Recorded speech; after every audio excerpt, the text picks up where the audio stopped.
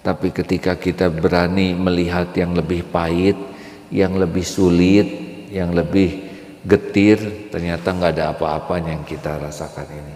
Tidak ada yang lebih pahit dari berharapnya hati kepada Allah.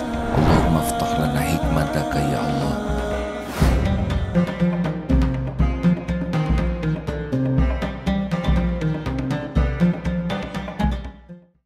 Yang kedua adalah kita membahas tentang nikmat bernama ridho. Jadi kata-kata qadarullahi wa ma syaa fa'al itu jangan hanya untuk urusan-urusan besar saja, tapi untuk hal apapun kalau sudah terjadi katakanlah qadarullah, ini sudah takdir Allah dan Allah berbuat apa yang dikehendakinya. Itu membuat kita nerima itu, hadirin ya. Ini qadarullah. Ban meletus qadarullah. Kita sedang keseleo qadarullah. Kemarin saya cerita sedikit, boleh saya ulangi cerita segala sesuatu itu harus oleh ahlinya. Jadi suatu saat badan merasa kurang nyaman, lalu meminta bantuan seorang teman jamaah masjid yang saya kenal beliau baik hatinya. Kang, tolong pijatan. Nah, dipijat saja karena bukan ahlinya dan beliau niatnya baik. Tolong kurang keras, akhirnya dipijitlah dengan keras. Qadarullahnya waktu dipijit saya tidur. Jadi karena merasa tidak ada reaksi, dipijitlah lebih keras lagi, lebih keras lagi. Tentu saja tidak ada keluhan karena saya pules. Nah, sesudah selesai dipijat, ini cerita ini menjadi penting karena hikmahnya besar ya. Mulai kaki itu jadi sakit sebelah ini, mulai ada rupanya memar. Coba satu, beliau ini orang yang niatnya baik, tetapi dan tidak ada niat buruk. Tapi ada satu kunci kesalahan saya minta bantuan kepada yang bukan ahlinya, bukan ahli pijat ya. Walaupun beliau niatnya baik, tidak ada niat jelek dan bukan salah beliau, tapi saya yang salah. Saya minta dipijat oleh yang bukan ahlinya.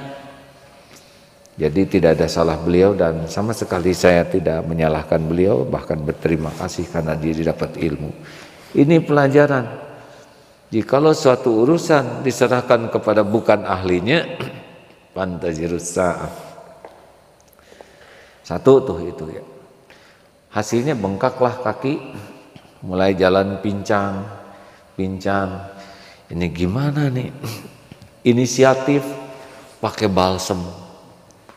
Waduh, anget enak, tapi bengkak bertambah. Mulailah kakinya tuh digoyang-goyang, diputer-puter ya. Coba ini. Saya juga niat cari solusi hadirin supaya kempes. Tambah lama pakai bersepeda, tambah bengkak. Aneh ini kaki. Udah dikasih balsem, digerakkan pakai berenang makin pincen. Ay, kenapa ini? Jadi saya ingin menyembuhkan, tapi nggak tahu ilmunya. Masya Allah, ada sahabat saya itu tunanetra duduk. Dia tidak melihat kaki saya bengkak, nama tunanetra ya, diceritakan. Duh, saya bingung. Oh, itu namanya memar. Makin digerakkan makin bengkak. Weh, kok tahu dulu kan nggak lihat? Ya udah tahu ilmunya. Jadi harus bagaimana kalau begini? Itu harus diistirahatkan. Diskusi lagi dengan santri Fauzan. Kalau memar begini, pakai jalan dan berenang bersepeda makin bengkak. Karena bagusnya kalau memar begini itu pakai es, dikompres. Sudah pakai es, kemudian dibebat pakai perban. Coba ini ya. Dudu ini tidak lihat, tapi tahu ilmunya. Saya bisa lihat, tidak tahu ilmunya, hasilnya bengkak. Niat saya baik mau menyembuhkan, tidak tahu ilmunya. Hasilnya masalah nambah. Akhirnya dikompres pakai es, kemudian mau tidur dibebat saja, alhamdulillah kempes hadirin. Sudah sekarang bisa bergerak lagi dengan lebih nyaman. Artinya apa? Memang pertolongan Allah tuh gerbangnya adalah ilmu. Jadi maaf, mengapa mencari ilmu itu wajib ya? Dan ilmu itu tidak hanya ilmu agama yang wajib dipelajari, yaitu ilmu sunatullah juga. Misalkan sekarang ini santri baik sekali akhlaknya tuh, orangnya tulus, rendah hati, jujur, tawadu, bagus nih. Terus saya ada helikopter. Ayo dong tolong pilih santri yang paling baik yang nyetir. Saya stres hadirin. Kalau bukan ahlinya ya kan. Oleh karena itulah ini pelajaran berharga ini hadirin sekalian, semuanya harus pakai ilmu. Jadi jangan sok toy, jangan sok tahu ya. Aduh, saya menitaplok ya pakai geliga ya. Nggak boleh nyebut merek ya kan.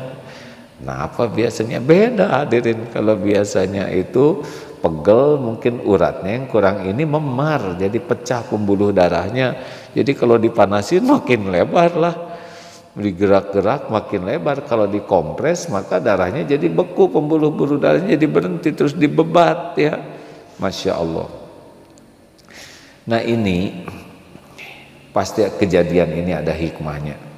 Tambahan lagi, memang qadarullah ya, tidak ada yang pas, tidak ada yang sia-sia, tidak ada yang kebetulan. Kemarin itu pada waktu sakit-sakitnya itu ternyata acara Hari Difabel Nasional. Wah, jadi Masya Allah, udah leher susah nengok ya, kaku, udah kaki pincang. Pas sampai ke dom ternyata bertemu dengan para penyandang, para difabel yang tidak ada kaki, tidak, aduh, dari tadi mah merasa paling sengsara ya, kaki tidak bisa jalan. Nah ketemu dengan yang tidak ada kaki, yang badannya kaku, Masya Allah. Oh ini takdir, ini tidak kebetulan. Ya Allah, saya merasa susah hanya dengan sedikit saja, merasa ribet dengan yang sedikit saja. Ini saudara-saudara saya seumur-umur dalam keadaan kaku, tidak jalan. Masya Allah, subhanallah. Jadi memang ternyata hidup ini akan lebih berat kalau hanya ego ya. Tapi ketika kita berani melihat yang lebih pahit, yang lebih sulit, yang lebih getir, ternyata nggak ada apa-apanya yang kita rasakan ini. Benarkah hadirin? Apa sih maksudnya ceramah ini, kok segala diceritain? Maksudnya tidak ada kejadian sia-sia. Ma khalaqta hadza batila. Tidak ada Allah ciptakan sesuatu sia-sia, tidak ada yang kebetulan. Semua kejadian terjadi dengan izin Allah, dan semua kejadian pasti ada hikmahnya, pasti ada pelajarannya, pasti ada kebaikannya, walaupun pahit, walaupun getir. Karena Allah yang menakdirkan sesuatu bagi orang yang beriman itu pasti ada kebaikan. Fakana khairullah. Maka sahabatku sekalian, kalau terjadi sesuatu ingat ya, qadarullahi wa ma syaa fa'al. Ini sudah takdirnya kita menjalani ini. Apa kira-kira yang Allah inginkan dari kejadian ini? Ilmu apa yang Allah berikan? Hikmah apa yang akan Allah berikan? Itu kita pikirkan. Sehingga setiap kejadian itu terbuka wawasan kita. Dari setiap kejadian iman kita nambah, dari setiap kejadian ilmu kita nambah, tiap kejadian tobat kita nambah, dari setiap kejadian amal kita nambah. Jadi kita bergerak terus, tapi awalnya harus qadarullahi wa ma syaa fa'al. Kalau kita tidak nerima takdir, kalau kita tidak nerima episode yang ada ya, ngegulung kita di sana. Aduh, kenapa terus saja? Waktu kita sama, sekarang kita jadi ketutup oleh ketidakmampuan menerima masalah. Tidak ada hikmah yang bisa kita dapat. Biasanya kita di sana tuh kejebaknya, kecewa, sakit hati, jengkel, marah. Kenapa ini begini? Kamu sih harusnya terus di sana. Gak ada waktu kita untuk melihat pelajaran, tidak ada waktu kita untuk melihat hikmah, tidak ada waktu kita untuk bisa mengambil sikap yang membuat kita jadi lebih baik. Maka kata kuncinya qadarullahi wa ma syaa fa'al. Kalau udah terjadi, ini udah takdir. Kita bergerak terus. Apa nih? Oh, Allah inginnya saya tobat. Naik sepeda jatuh. Ini bukan kebetulan, itu dijatuhkan oleh Allah, ya kan? Tidak ada yang jagoan. Kalau Allah mau, ya salah seorang sahabat saya juga jagoan sekali itu bersepedanya sudah berpuluh tahun. Tapi tinggal satu aja ranting masuk ke rodanya sudah cukup itu membuat terpelanting. Apa nih pelajarannya? Apa nih? Oh, mungkin saya kurang zikir. Apa nih pelajarannya? Rugi kalau kita mendapatkan takdir dan kita tidak nambah iman, tidak nambah ilmu, tidak nambah amal, tidak nambah tobat. Begitulah hadirin.